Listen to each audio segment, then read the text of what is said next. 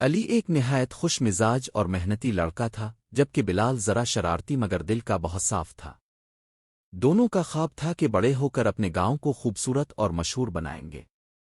ہر شام وہ درخت کے نیچے بیٹھ کر اپنے مستقبل کے منصوبے بناتے، کبھی سکول کھولنے کا سوچتے، کبھی ایک خوبصورت پارک بنانے کا خواب دیکھتے۔ ایک دن گاؤں میں میلہ لگا۔ دونوں دوستوں نے فیصلہ کیا کہ وہ میلے میں اپنا چھوٹا سا اسٹال لگائیں گے، جہاں وہ اپنی ہاتھ سے بنی چیزیں بیچیں گے۔ علی نے مٹی کے خوبصورت کھلونے بنائے اور بلال نے رنگین پتنگیں تیار کیں۔ جب میلہ شروع ہوا، ان کا اسٹال سب سے زیادہ مقبول ہوا۔ لوگ علی کے کھلونوں اور بلال کی پتنگوں کی تعریف کرتے نہ تھکتے۔ یہ پہلا قدم تھا ان کے خوابوں کی طرف۔ انہوں نے سیکھا کہ اگر دل سے محنت کی جائے اور دوستوں کا ساتھ ہو تو کوئی خواب بڑا نہیں ہوتا۔ کیا اب چاہیں گے کہ میں اس کہانی کو آگے بڑھاؤں یا کوئی خاص موڑ دوں؟